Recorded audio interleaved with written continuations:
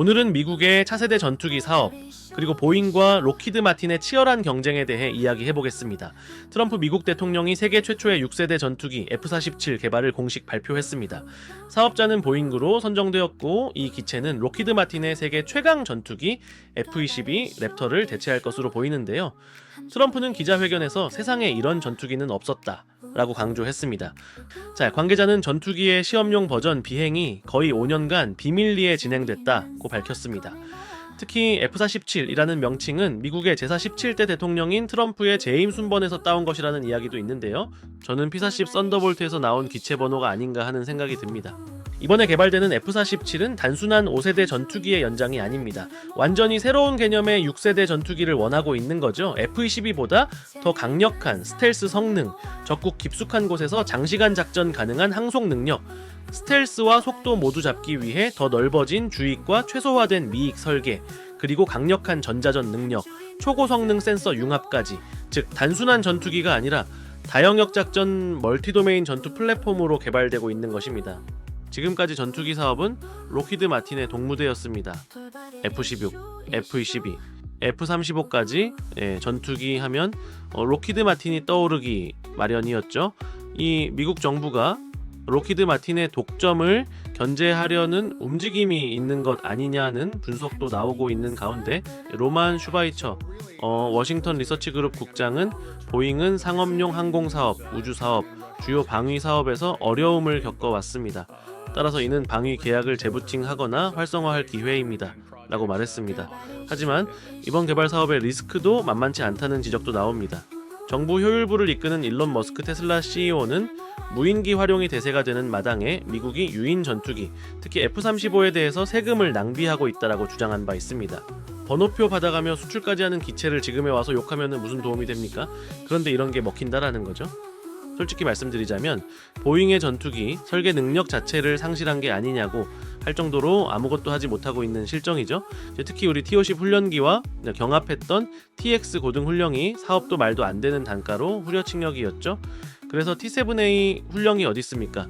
또 개발 기간 연장에 문제점이 드러나고 있는 가운데 개발비 보전을 위해 또 예산 올리고 있습니다. 그런데 세계 최강 전투기 F-22 랩터를 교체하는 사업의 수주를 따냈다? 무슨 상황일까요? 보잉은 2차 대전 이후 B-17, B-29, B-52 등 폭격기 분야에서 계속 강세였습니다. 그리고 민항기 사업도 거의 독점하고 있었죠. 비행 안정성과 항속거리가 필요한 이러한 대형 비행기에 강점이 있다고 할 수 있습니다. 하지만 전투기 시장에서는 F-15, F-18 이후 이렇다 할 성과 없습니다. 이것도 맥도넬 더글라스 작품을 기업 인수해서 가져온 기체들이라는 사실 때문에 지금까지 만들고는 있지만 인정은 받지 못하고 있는 실정입니다. 그동안 강세였던 전략폭격기 사업도 노스롭 그루먼이 B-21로 따가고, 여기에 T-7A 고등 훈련기 개발 지연과 문제 해결 방식 논란까지 있죠. 이번에 KC-46 급유기 결함, 여객기 사고 및 적자 118억 달러로 위기를 맞고 있었죠. 그래서 보잉 살리기 프로젝트 아니냐 하는 분석이 또 나오고 있는 실정입니다. 보잉, 록히드 마틴, 노스롭 그루먼 3강 체제에서 노스롭 그루먼은 이미 B1과 B2를 비롯한 기존의 주력 폭격기를 대체할 것으로 보이는 사업에 B-21로 계약을 따는데 성공했습니다. B-21 레이더는 미합 중국 공군의 차세대 전략 폭격기로서 2026년 배치를 목표로 개발되고 있기 때문에 이번 사업에는 꽤 소극적인 자세였습니다. 그리고 록히드 마틴 쪽은 F-35 개발 비용이 1조 7천억 달러였습니다.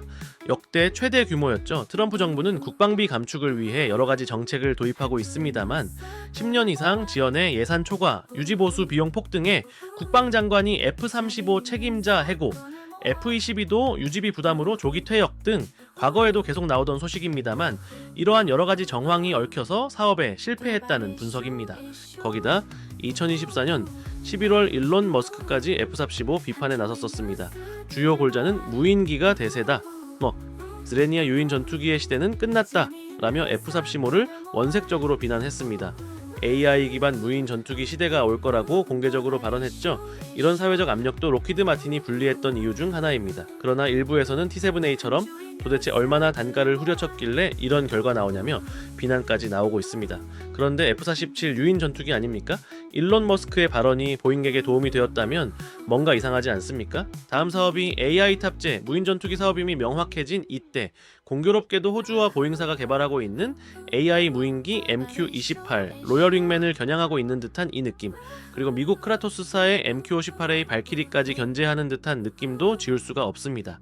지금까지는 현재 딱 필요한 능력만 가지는 염가형 기체인 MQ-58A 발키리가 경쟁력이 있었습니다. 무인기만의 편대는 일단 나중일이고 차세대 유인기가 염가형의 기체로는 못 따라갈 수준이 돼버리면 MQ-28 로열 윙맨 같은 좀 더 고성능 무인기를 일단 도입해야 합니다. 지금까지는 거의 파이 나눠 먹기식의 계획이었는데 록히드 마틴 입장에서는 통수를 맞은 격이죠. 그래서 AI 기반 전투기 도입 사업에 록히드 마틴이 칼을 갈며 준비하고 있다는 분석도 나오고 있습니다. 유사자폭 공격까지 감행하는 스웜 전략에 따른 최소 1000대에서 3000대까지 도입하는 사업인 만큼 AI 무인 전투기 역사상 최초이며 다시 없을 것 같은 최대 도입 사업입니다. 더 싸고 더 좋은 전투기라고 강조하는 F-47, T-7A 훈련기도 그렇게 말하지 않았었나요? 구독 부탁드리고요. 영상 시청 대단히 고맙습니다.